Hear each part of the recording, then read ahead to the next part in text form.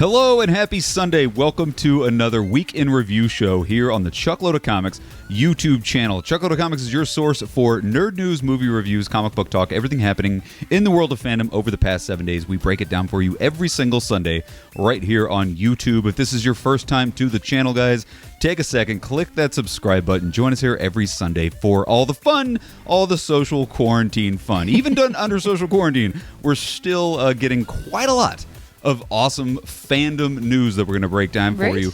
News like Sony just this week announced the name for its new cinematic Spider-Verse, and it's the worst name I've ever heard in my life. Also, Transformers, all you fans of the Transformers franchise, there is a prequel in the works that's coming to theaters that is not Bumblebee 2. We're going to break down exactly what that is. Wonder Woman director Patty Jenkins announced her original plans that Wonder Woman is not only going to be a trilogy, it's going to be a 4-part movie story arc. We're going to break down exactly what Patty Jenkins says about the future of the Wonder Woman franchise. Charlie Cox finally sets the rumors straight. The rumors that were flying all over the internet this week about him possibly reprising his role as Daredevil in the new Spider-Man 3. We're going to say exactly what Charlie Cox says about this thing and if we think he's full of crap or not. And finally, AMC, Universal. This is the big news that happened this week. The giant feud between AMC Theaters and Universal Studios. We're going to sort of break down the timeline. I mean, I know you know a lot about it at this point, but we're going to kind of separate fact from fiction and say exactly what went down. So we got so much nerd news to break down this week during social quarantine. It's good to be back in studio doing Chuckload of Comics, because last week we were doing Mainframe Comic Con. Woohoo! Huge thank you to everybody that tuned into Mainframe Comic Con last weekend, but we want to give a very special thank you to some very specific people. We want to name people by name who helped to make Mainframe Comic Con an actual thing. First and foremost, Chad Ramsden, the spark that lit the fire that not only burned down the First Order, but also made Mainframe Comic Con an actual thing. He was the man in the chair, the director.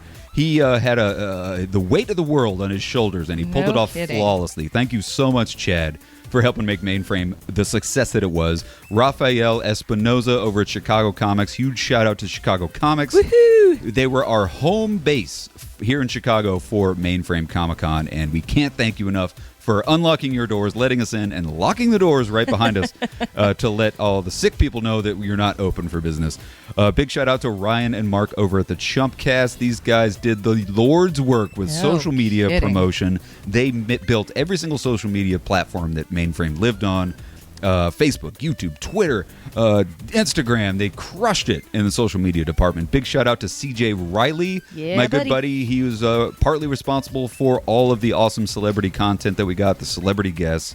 He and I worked in tandem in booking some top tier guests. And he also, if you didn't see the Reb Brown interview, CJ did a great job interviewing Reb Brown at Mainframe Comic Con. Knocked it out of the park. Killed it. Big shout out to Annie Banks, our press manager. She did a great job in getting the word out to the local news organizations, to all the press syndicates who helped us in the promotion of Mainframe Comic Con. Huge shout out to you, Shauna. Aww. You crushed it. Those of you guys who were watching Mainframe, you don't realize Shauna was our floor director, and it is hard damn work trying to organize and be on the phone with in L.A., London, Spain, Australia. The hardest part was just getting information to you while you were on camera. That was the most difficult part.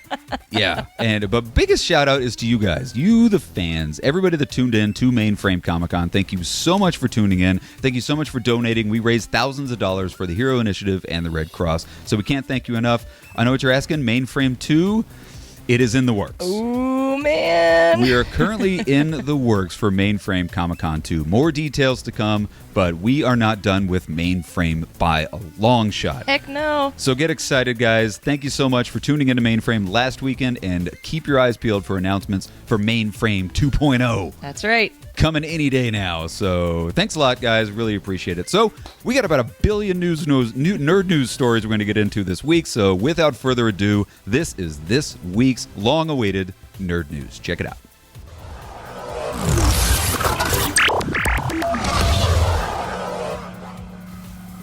All right, guys. First big nerd news story of the week. The word of the week is SPUMC. What? That's right. I said it's SPUMC. Sony Pictures announced this week they finally give a name to their Spider-Verse. What everybody's been calling the Spider-Verse, Sure. the Sony Spider-Verse. Yeah. You know that catchy title? The Sony Spider-Verse that everybody's saying? It just totally rolls off the tongue. Well, they went and threw that in the toilet. The official new name for the Sony live action, that includes Morbius, Venom, all these awesome, Kraven the Hunter, all this great stuff that's coming out over at Sony. Well, you can now officially call it SPUMC. SPUMC is the word. The Sony, what does SPUMC stand for? Yes, please explain that to me. That is the Sony Pictures universe of Marvel characters. What a clunky ass name that is. No kidding. It sounds like some liquid that you don't want around you. Like, I know. It's a terrible name. If I go to a movie theater, I don't want to see spunk anywhere near it. Exactly. Hey, let's go to the movie theater and check out some spunk. Like, I mean, MCU is great. DCU, like everything. It's just great, catchy anagrams. What I know. the heck are they thinking MCU, it sounds dope. Right? DCEU, it sounds less dope, but still pretty cool. I mean, you could have gone with just the Sony Pictures Spider-Verse. Yeah. SPSV. Bam. SPSV, that sounds great. That's it rolls rad. off the tongue. It's like, It that's ends what in we're a calling V. it already. Yeah, right? And not this kind of sound. Or just SSV, the Sony Spider-Verse. I know. It's so What board? stupid. I want to be in the boardroom when they're sitting around. They're like, well, it needs to explain exactly what it is and that it has Marvel characters in it. I was like, oh, well, good idea, Bob. So the Sony Pictures universe of Marvel characters is what we can now call it. So spunk. Spunk. Go to the movie theater and get some spunk in your face. Don't forget that M. Yeah, so guys, we had to mention that. Let us know in the comment section. What do you think about spunk? I mean, clearly nobody likes this. It's absolutely stupid. I don't get it, but we're really curious what you guys and think of some really funny spunk stuff you can say in the comment section.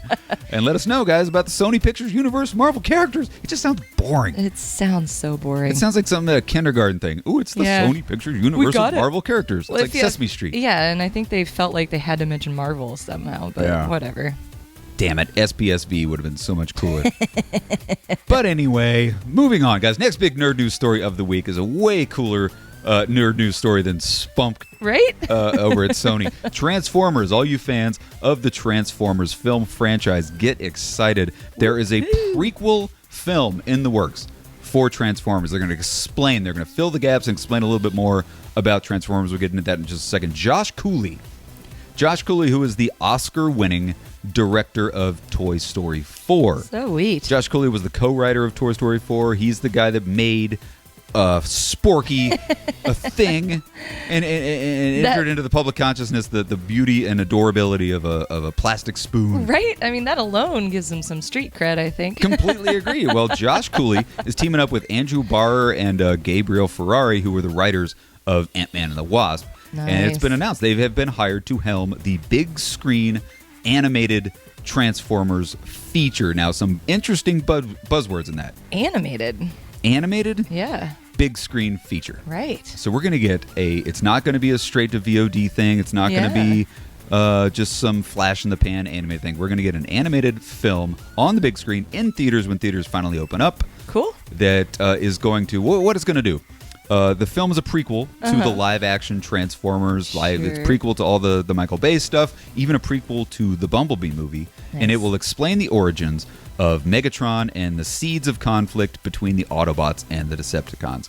Long overdue. Yeah. Do they tell the tale of Cybertron and the seeds of conflict between the Autobots and the Decepticons? It's a great idea. I mean, and Cooley, you could not get a better... I mean, this guy just won the Oscar for Best Animated Picture for directing Toy Story 4. He was also the writer of the Pixar... I think it was Pixar... Inside Out. Oh, yeah. He wrote Inside Out. Yeah. You got the writers of Ant-Man and the Wasp. That's pretty cool. Making a Transformers film. And you say it's pretty cool.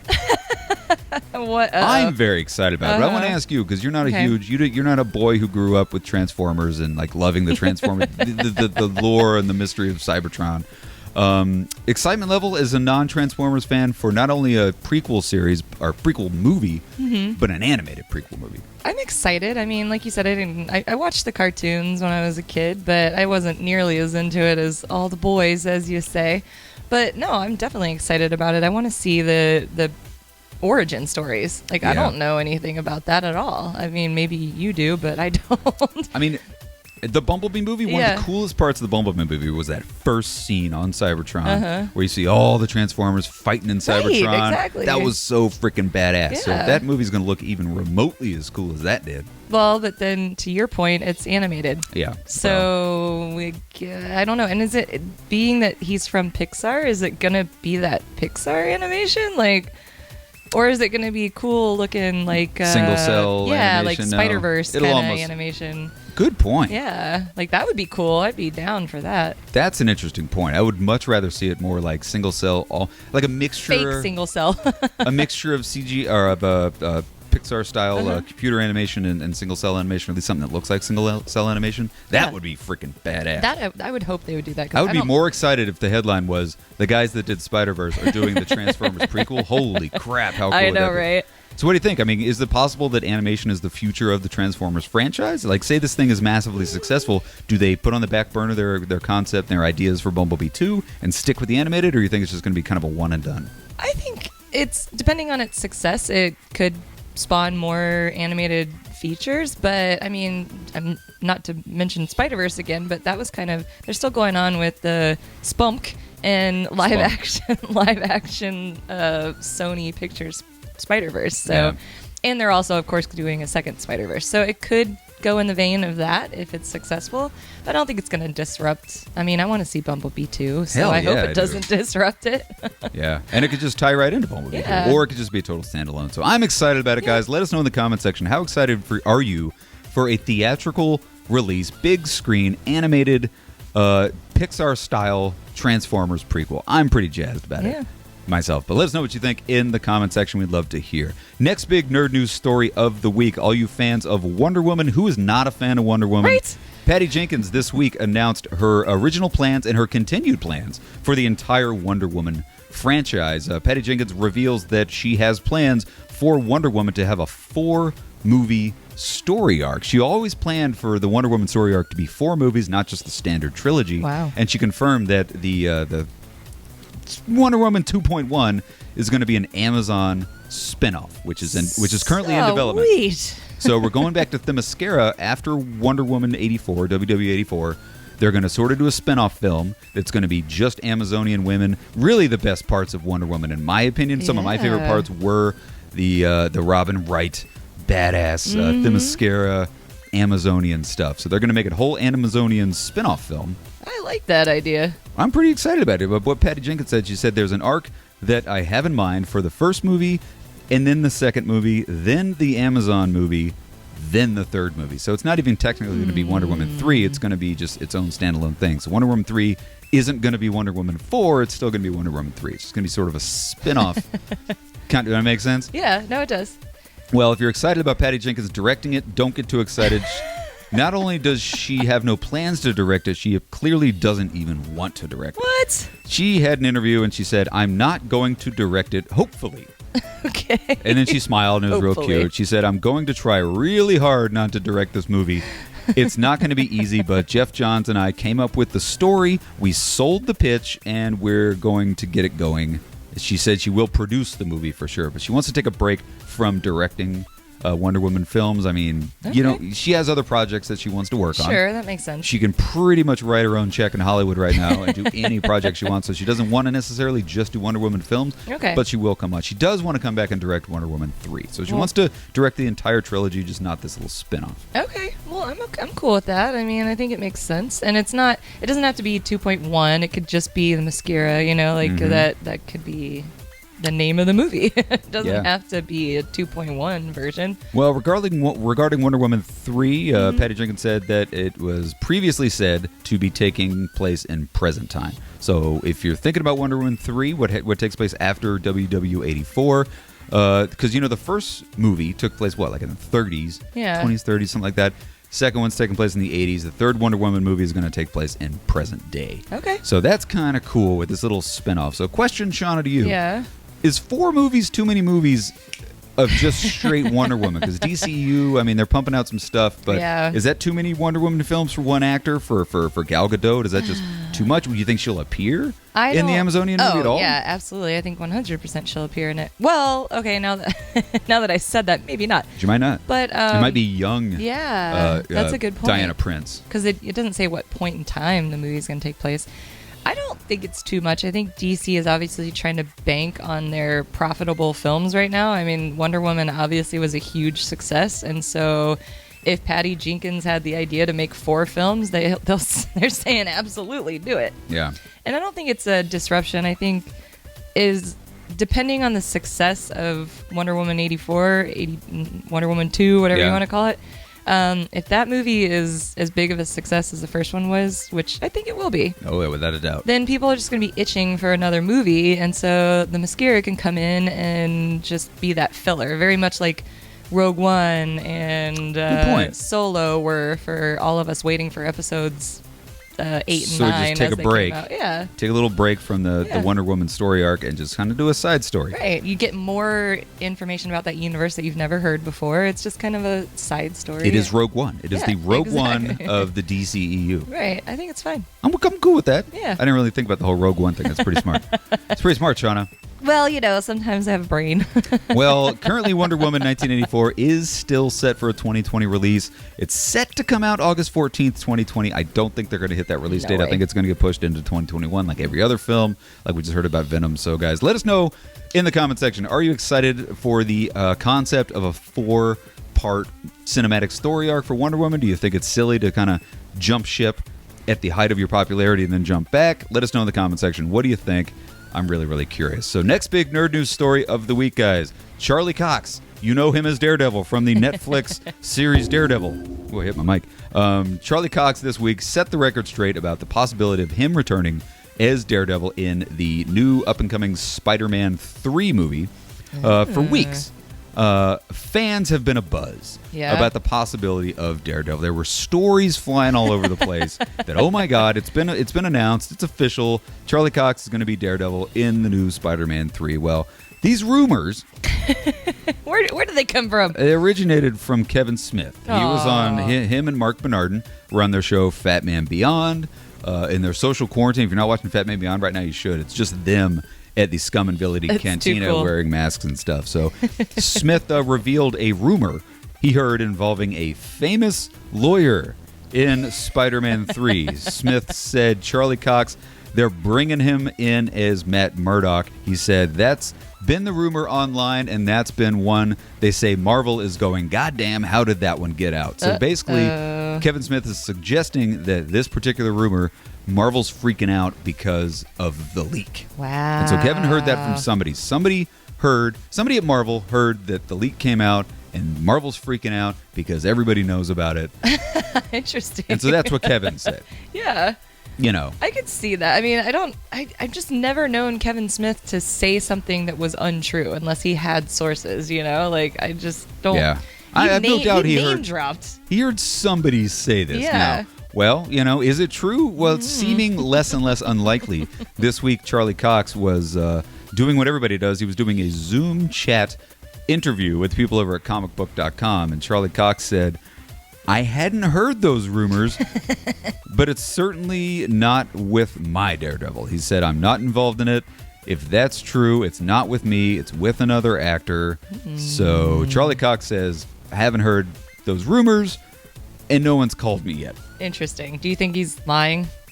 I think it's highly possible that Charlie Cox is lying. He's probably under some legal contract to not mention anything. So he's probably panicking because it came out so early on in the whole process.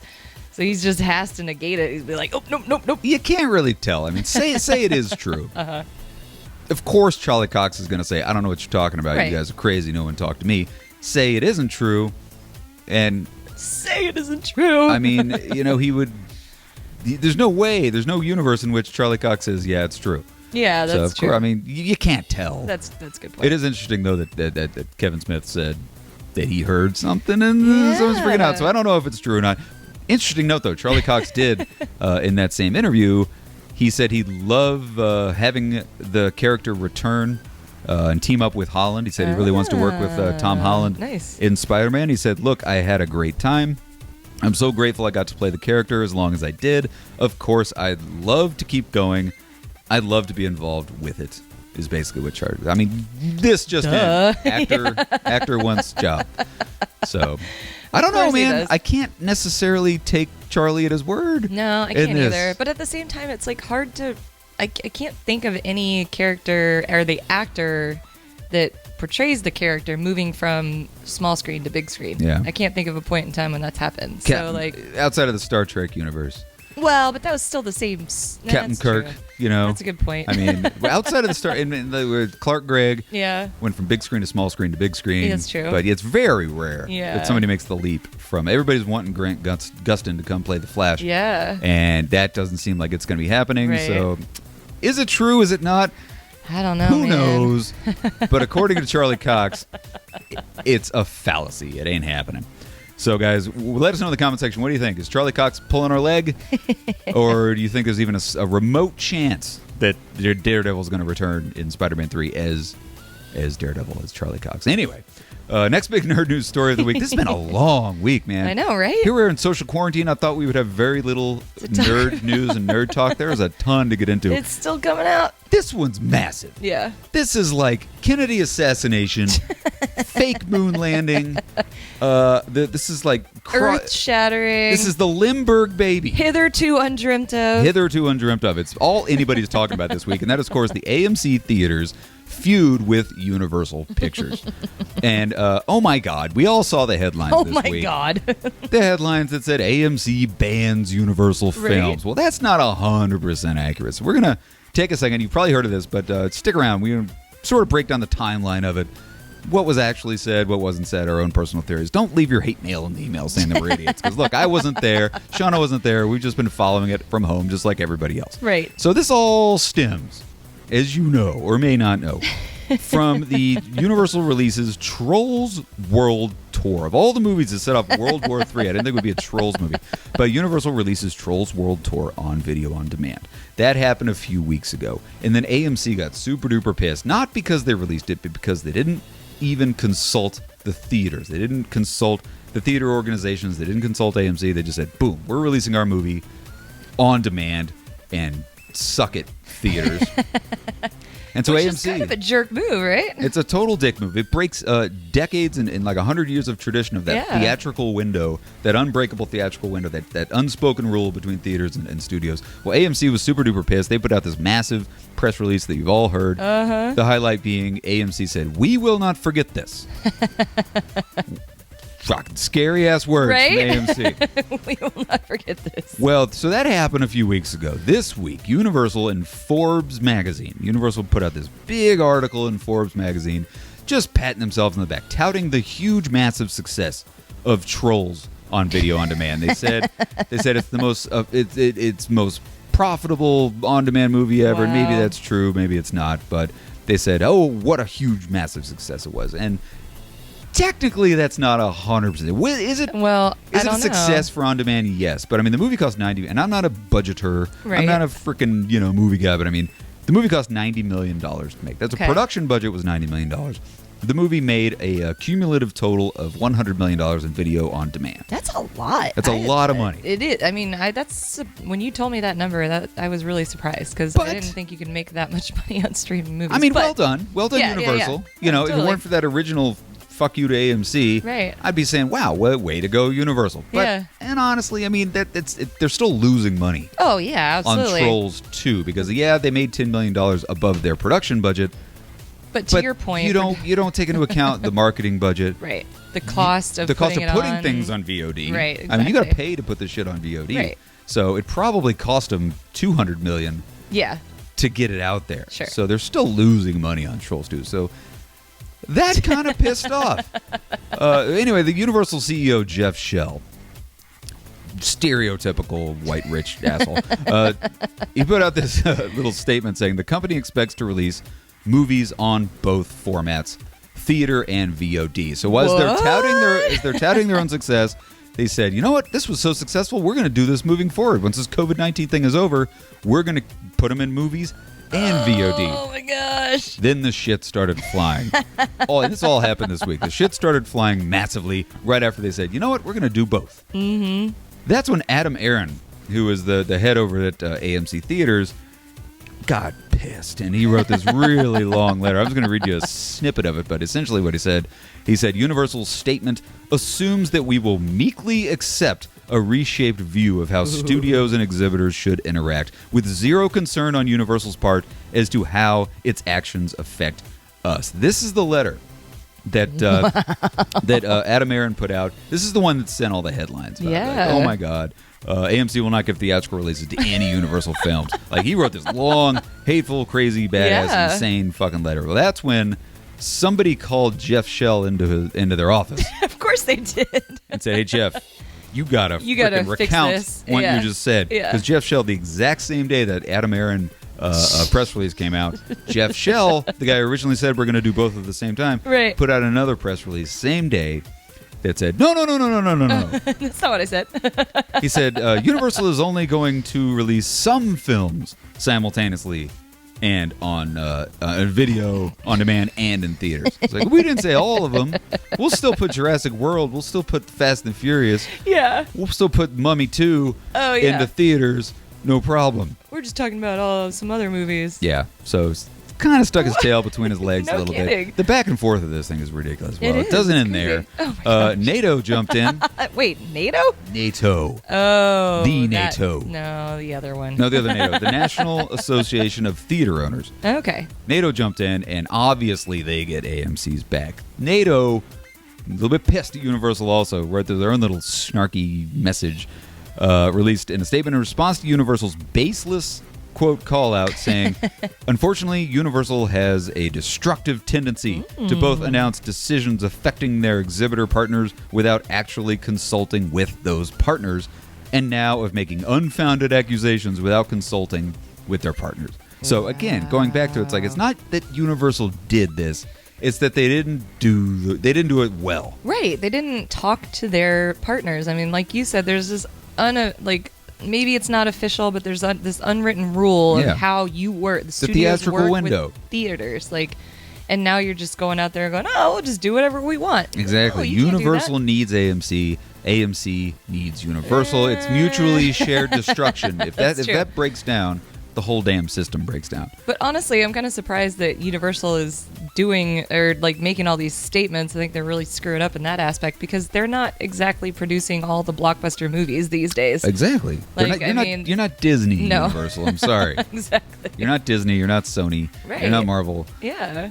So I think they're just kicking themselves in the ass. Well, last little say, this has been a long talk, and I personally side with AMC on this entire thing, but obviously someone else that sides with AMC is Regal Cinemas. Nice. They jumped on AMC's sides. It's World War II, man. It's the Axis and the Allies, and we're just sitting around watching it. It's kind of fun. But, I don't know. What do you guys think in the comment section? Where did we fuck up? I'm sure we missed a lot of details to this whole thing, but it's like you can't not talk about it. That was a huge news of the week, and here we are, Truckload of Comics, a week in review show. Kind of got to talk about the AMC Universal situation. Absolutely. So let us know in the comment section, guys, what do you think about this whole AMC Universal thing? Do you think Universal was perfectly within their rights, that they are realizing that the theater industry is eventually going to go away, and they're just taking the inevitable next step? Or do you think they fucked up and they could have handled it a little bit better? So let us know in the comment section, guys, what you think. That's our entire show. Woohoo! Shauna, it's so good to be back here in studio doing Chocolate Comics under social quarantine. It's nice to be back. Thanks for having us in your living rooms. Without a doubt, guys. I'm sure you haven't stuck around for this incredibly long show, but if you are, thanks so much for watching, guys. If you're Mainframe Comic Con fans, we got a whole nother fun announcement coming up for Mainframe Comic Con in the next week or so. So find us on social media. I just heard a car squealing over there, so we're going to go ahead and wrap it up, guys. Thanks for watching Truckload of Comics. Join us here next Sunday for a full breakdown of all the nerdy headlines of the week, as we do every Sunday. If it's your first time to the channel, click the subscribe button, and I'm mumbling, so have a fantastic week. We'll see you guys next Sunday. Bye-bye. Man, it was a long show.